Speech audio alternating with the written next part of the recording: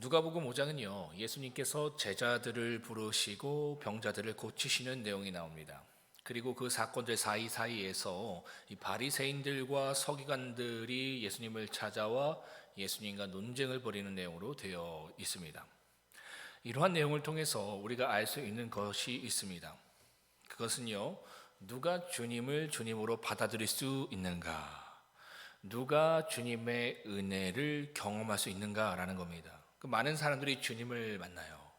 근데 주님을 주님으로 받아들이는 사람은 별로 없습니다. 누구나 주님의 기적과 은혜를 경험합니다. 근데 그 은혜가 자신의 것이 되는 것이 별로 없다라는 것이죠. 그렇다면 누가 주님을 주님으로 받아들이고 누가 주님의 은혜를 경험할 수 있는가? 누가 그럴 수 있을까요? 그것은요, 자신의 틀이 깨진 사람입니다. 자신의 틀이 깨진 사람. 이건 분명해요. 자신의 틀이 깨져야지만 나를 찾아오신 혹은 내가 찾아간 그 주님을 주님으로 만날 수 있고요, 주님의 은혜를 은혜로 경험할 수 있습니다. 그러니까 이 틀이 있는 한 이것이 안 되는 거예요. 나의 맞고 틀림의 틀, 내가 할 수 있고 할 수 없음의 틀, 이러한 틀들이 깨진 사람이 주님을 주님으로 영접할 수 있고 그 주님의 은혜를 온전히 경험할 수 있다라는 것이죠. 오늘 본문에 등장하는 시몬 베드로가 그랬습니다. 어부 베드로는요, 4절의 말씀처럼 조금까지만 해도 밤새 고기를 잡지 못하고 빈손으로 돌아왔습니다. 이를 마무리하려고 그물을 배에서 내리고 그물을 씻고 있었어요. 그런데 주님께서 그에게 다시금 바다 깊은 데로 가서 고기를 잡으라라고 하신 겁니다. 한번 생각해 보세요. 베드로는 누구보다도 바다를 잘 아는 어부였습니다. 이미 일을 마무리하려고요, 그물을 다 내려서 씻고 있었어요. 그뿐만 아니라 밤새 고기를 잡으려 했기 때문에 상당히 지쳐 있었을 겁니다. 그런데 바다를 잘 아는 어부도 아니고 목수셨던 주님께서 밤새 그가 실패했던 그곳, 적어도 오늘만큼은 더는 가고 싶지 않고 더는 쳐다보기도 싫은 그곳으로 가서 또다시 고기를 잡으라라고 하신 겁니다. 주님이요, 다 지쳐서 한 걸음도 뗄 수 없는 베드로를 향해서 그냥 한번 다시 바다에 나가서 고기를 잡으라고 따뜻하게 권면하신 것도 아닙니다. 헬라어 원문을 보면요, 그물을 내리라 라는 구절이 명령형으로 되어 있어요. 한마디로 이런 말씀을 명령하듯이 말씀하셨다라는 겁니다.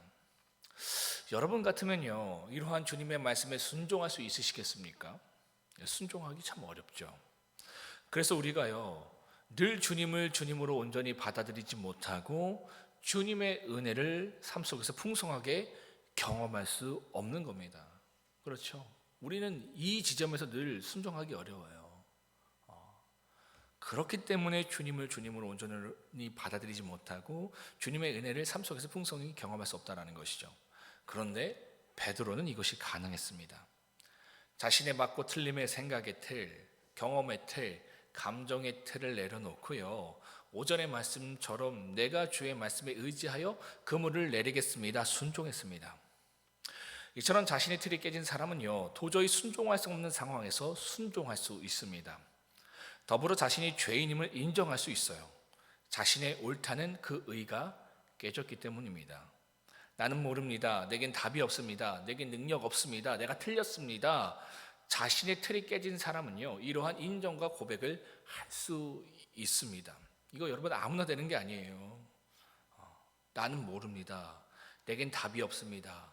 내겐 능력 없습니다. 내가 틀렸습니다. 라는 그러한 고백을 할 수 있는 사람이요, 이 교회 안에도 많이 없어요. 사실 신앙이라는 것은 이 자리로 가는 거잖아요.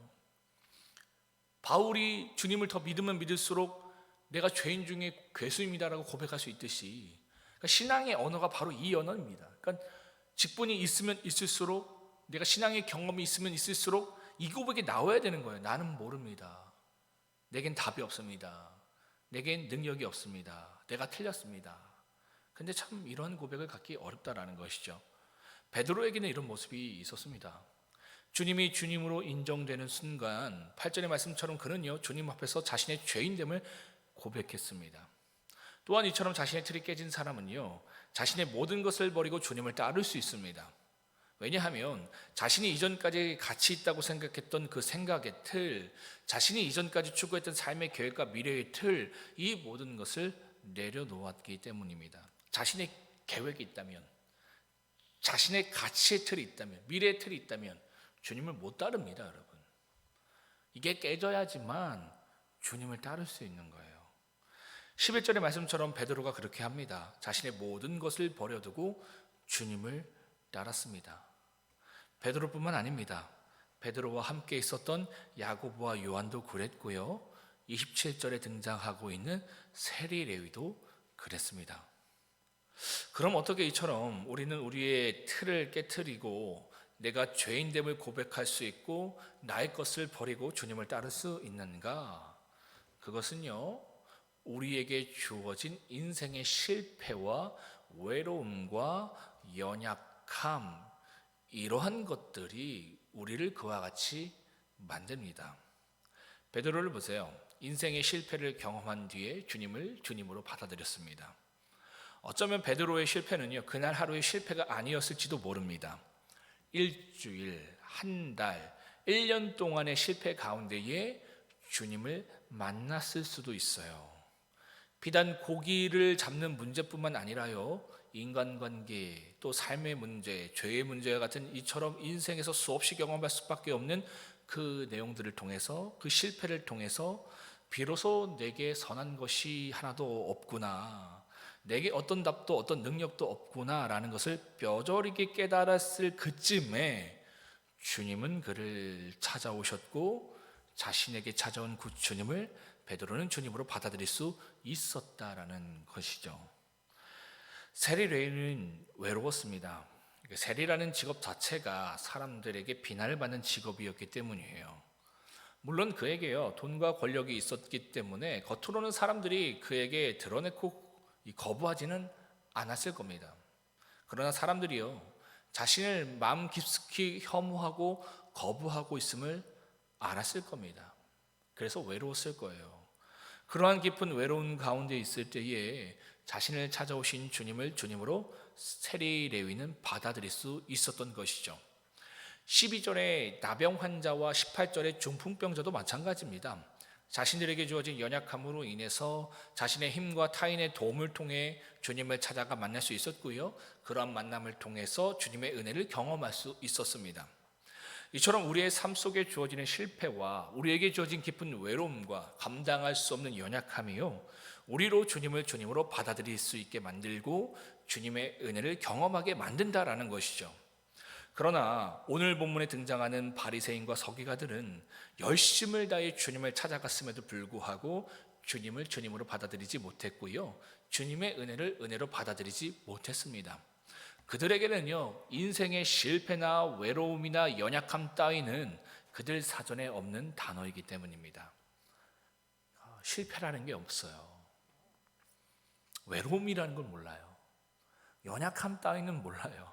그러니까 누군가 연약하다, 누군가는 외롭다, 누군가 실패했다, 이게 이해가 안 되는 사람들인 거예요. 그래서 그들은 그들은 의로웠고요, 교만했습니다. 그래서 주님으로부터 놀라운 기적을 경험하였음에도 불구하고 그들은 주님을 주님으로 받아들이는 것이 아니라 주님을 밀어내기 바빴습니다. 그러니까 자신들의 틀을 고집했기 때문이죠. 그 틀이 너무나도 강했기 때문이에요. 자신이 너무 잘났거든요. 내가 나만큼 옳은 사람이 없거든요. 나만큼 훌륭한 사람이 없는 거예요. 그래서 그 틀에 갇혀서 누구까지도 정죄하고 판단했다고요? 주님까지도 정죄하고 판단했다. 이게 우리예요, 여러분. 우린 주님이 오시면 주님을 받아들일 것 같잖아요. 아니요, 우린 이래요. 지금 주님이 오셔도요, 우리는요, 주님을 정죄하고 판단하기 바쁩니다. 이처럼 그들이 가진 죄악된 틀이요, 그들로 보아도 보지 못하고 들어도 듣지 못하는 영적인 맹인과 귀머거리로 만들었다라는 것이죠. 여러분, 그래서요, 어쩌면 우리에게 주어진 인생의 실패와 외로움과 연약함이요, 축복이겠다 생각이 듭니다. 왜냐하면 이런 내용을 통해서 우리도 베드로와 레위와 같이 주님을 주님으로 영접할 수 있고 주님의 은혜를 경험할 수 있기 때문입니다. 우리는 인생에 실패도 없고 외로움도 없고 연약함도 없는 사람이 부럽잖아요. 그런 사람 만나보셨습니까? 만나봤거든요. 참 부럽잖아요. 인생에 실패도 없어요. 다 승승장구했어요. 그러니까 그런 인생이니까 사람들도 주변에 많으니까 외로움도 없어요. 연약함도 없어요. 그러니까 우리가 그런 인생을 보면 저렇게 한번 살고 싶다, 부럽다라는 생각이 들잖아요. 근데 그분이요, 이런 말을 하는 거예요. 그런 삶을 사는 분이 자신은 십자가의 사랑을 머리로는 알겠는데 가슴으로는 잘 모르겠다라는 거예요. 당연한 거겠죠. 내가 머리로는, 교리적으로는 죄인인 것을 알겠는데 존재적으로, 삶적으로는 이것이 받아들여지지 않는 거예요. 워낙 성공한 인생, 잘된 인생, 칭찬받는 인생을 살아왔기 때문에 머리로는 알겠는데 존재적으로 그것이 동의가 안 되고 받아들이지 않는 겁니다. 그래서 십자가의 그 사랑, 내가 죄인이라는 것, 이게 동의가 사실 안 되는 거예요. 충분히 이해가 되잖아요. 그런 삶을 살아왔다면. 그런 이야기를 듣는데요, 저는 세상적으로 봤을 때 부럽더라고요. 왜냐하면 저는 그냥 제가 죄인인 게 인정이 됐어요. 워낙 실수가 잦고 실패가 많은 인생이었거든요. 마치 제 인생이요, 더 이상 바꿀 수 없는 도화지에 엉망이 된 그림 같았습니다. 제 인생이. 그래서 저는요, 저를 향하신 주님의 십자가의 사랑이요, 받아들여지는 것이 어렵지 않았어요. 그러니까 그분이 오히려 이해가 안 돼요. 그럴 수도 있구나. 저는 그냥 이해가 됐거든요. 머리로 이해된 게 아니라요, 존재적으로, 영적으로 정말 저에게 실제하는 것처럼 느껴졌습니다. 그 십자가의 사랑이. 그래서 제가 예전에 한번 신앙을 떠나보려고 했다고 했잖아요. 신앙하는 것이 너무 힘들어서, 그냥 세상적으로 저도 살고 싶어서. 그 삶이 얼마나 힘듭니까? 주님께 사로잡힌 그 삶 너무 힘들잖아요. 괴롭잖아요. 그러니까 주님 한번 떠나보려고. 이거 내가 가스라이팅 당한 거야. 그렇게 진짜 믿고 싶었어요. 그래서 1, 2년 동안 작정하고 신앙을 거부하면서 살았습니다. 진짜로. 제가 그때 신학교 다녔을 때인데, 신학교도 휴학하고 한 1, 2년 동안 작정했어요. 제가 그 정도면 얼마나 큰 마음을 가진 겁니까? 그런데 제가요, 결국에는 저를 향하신 주님의 십자가의 사랑을 부인하지 못했습니다. 그래서 신앙으로 돌아왔어요. 왜냐하면 저에게 십자가 사건은 실제였거든요. 실제. 그러니까 십자가 사건이 도저히 부인할 수 없는 거였고 거부할 수 없는 사건이었습니다. 저의 온 존재와 영혼으로 경험할 수 있었기 때문에 다시 두 손 두 발 들고 주님께 돌아와서 이렇게 목회를 하고 있는 거예요. 부인을 할 수 없더라고요. 여러분, 제가 분명히 말할 수 있습니다. 정말 하나님이 살아계시고요, 영원한 나라와 생명이 있다면 우리가 겪고 가지고 있는 인생의 실패와 외로움과 연약함은요, 단연코 축복입니다. 오늘 본문에 등장하는 베드로와 레위와 같이 그러한 내용들을 통해서 나의 틀을 깨트리고 주님을 주님으로 받아들일 수 있기 때문에 그로 인해 나로 살아계신 하나님을 경험하고 영원한 생명과 나라를 소유할 수 있기 때문에 이것은 축복이다라는 것이죠. 이러한 축복이 우리 가운데 날마다 풍성하길 주님의 이름으로 축복합니다. 이 시간 누가복음 5장을 함께 합독하시겠습니다. 시작. 무리가 몰려와서 하나님의 말씀을 들을새 예수는 게네사렛 호숫가에 서서 호숫가에 배 두 척이 있는 것을 보시니 어부들은 배에서 나와서 그물을 씻는지라. 예수께서 한 배 위에 오르시니 그 배는 시몬의 배라. 육지에서 조금 떼기를 정하시고 앉으사 배에서 무리를 가르치시더니 말씀을 마치시고 시몬에게 이르시되 깊은 데로 가서 그물을 내려 고기를 잡으라. 시몬이 대답하여 이르되 선생님, 우리들이 밤이 새도록 수고하였으되 잡은 것이 없지만은 말씀에 의지하여 내가 그물을 내리리이다 하고 그렇게 하니 고기를 잡은 것이 심히 많아 그물이 찢어지는지라. 이에 다른 배 위에 있는 동무들에게 손짓하여 와서 도와달라 하니 그들이 와서 2배의 채움에 잠기게 되었더라. 시몬 베드로가 이를 보고 예수의 무릎 아래에 엎드려 이르되 주여 나를 떠나소서 나는 죄인이로소이다 하니 이는 자기 및 자기와 함께 있는 모든 사람이 고기 잡힌 것으로 말미암아 놀라고 세베대의 아들도 시몬의 동업자인 야고보와 요한도 놀랐음이라. 예수께서 시몬에게 이르시되 두려워하지 말라 이제 후로는 내가 사람을 취하리라 하시니 그들이 배들을 육지에 대고 모든 것을 버려두고 예수를 따르니라.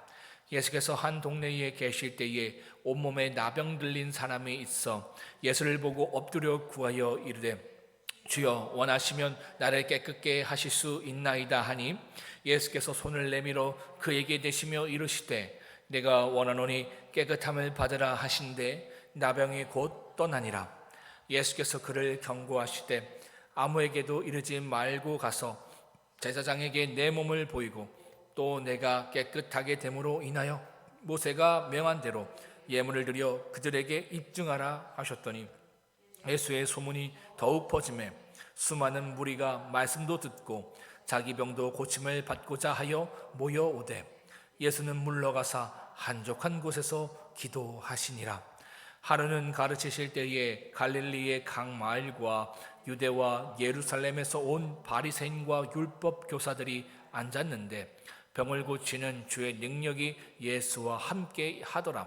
한 중풍병자를 사람들이 침상에 메고 와서 예수 앞에 들여놓고자 하였으나 무리 때문에 메고 들어갈 길을 얻지 못한지라 지붕에 올라가 귀화를 벗기고 병자를 침상째 무리 가운데로 예수 앞에 달아내리니 예수께서 그들의 믿음을 보시고 이르시되 이 사람아 내 죄사함을 받았느니라 하시니 서기관과 바리새인들이 생각하여 이르되 이 신성모독하는 자가 누구냐 오직 하나님 외에 누가 능히 죄를 사하겠느냐.